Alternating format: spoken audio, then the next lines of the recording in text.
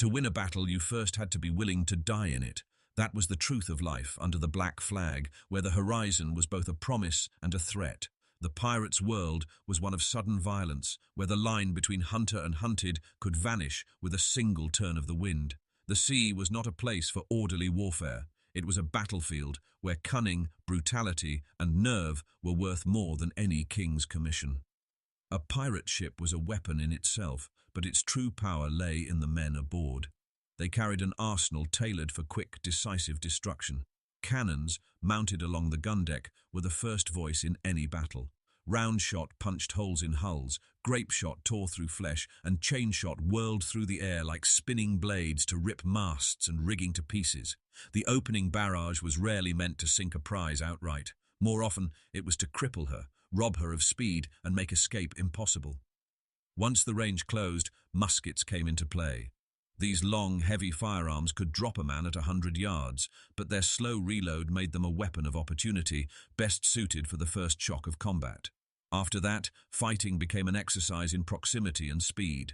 Pistols, often carried in pairs or trios, were drawn and fired in rapid succession at arm's length. A pirate could not afford to reload in the chaos of boarding, so each shot had to be decisive. When the powder smoke grew thick and the press of bodies too close for firearms, the cutlass took over.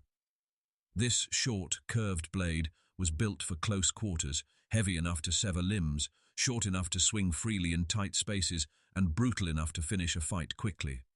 Boarding was the true heart of pirate warfare. Once the enemy ship was wounded and slowed, grappling hooks flew through the air, biting into her rails and drawing the two vessels together. Sometimes the ships would be lashed side by side, the timbers grinding and the decks tilting as the sea forced them together.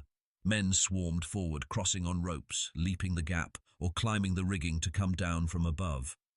The moment the first foot touched enemy deck, the battle became a storm of motion, blades flashing, pistols cracking, bodies colliding amid the choking haze of powder and smoke. Surprise was a weapon as deadly as any cannon. Pirates often stalked their prey from behind headlands or in hidden coves, waiting for the right wind to close the trap.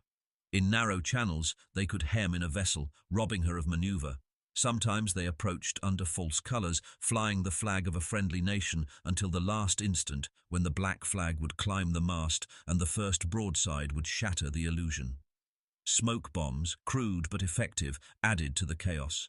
Clay pots packed with brimstone and pitch were hurled onto decks, where they burst into clouds of choking blackness, blinding defenders and muffling their coordination. The pirates' training was shaped by the realities of this kind of warfare. Naval crews drilled for order, but pirates drilled for chaos. Every man learned to move quickly across the deck, to reload on the run, to climb rigging with a weapon in hand. They fired from swaying masts, learned to fight shoulder to shoulder in tight knots, and practiced in pairs, one firing a pistol while the other guarded with a blade. Precision shooting was less important than speed, aggression, and the ability to turn disorder into advantage. Pirate crews were bound together by articles, codes of combat that laid out the rules for battle as clearly as for the division of plunder.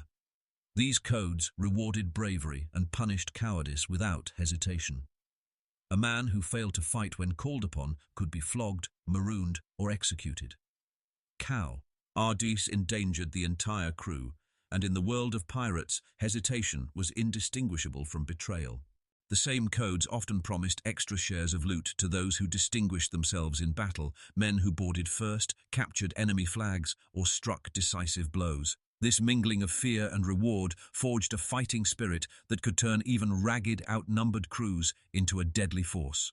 Punishment was swift and final. Marooning, a slow, lonely death on a barren shore, was reserved for traitors and the most cowardly. Keel-hauling could shred a man's body against the barnacled hull.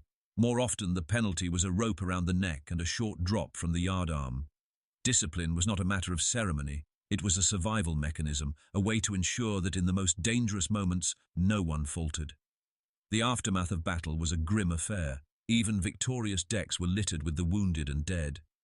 Blood mixed with seawater in the scuppers, splinters from shattered masts lay scattered like needles, and the air reeked of powder and smoke.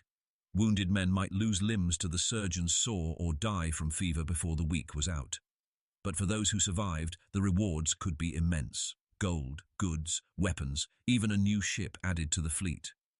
Every man received his share according to the articles, a tangible proof that his courage had earned him a living. Pirate warfare had no formal campaigns, no declared beginnings or ends. Each voyage was a hunt, and every sail on the horizon was a potential battle. They fought without the luxury of long supply lines or reinforcements. Their survival depended on taking prizes quickly and decisively before the tables could turn. This made them unpredictable opponents, small, fast, willing to risk everything for the chance at victory.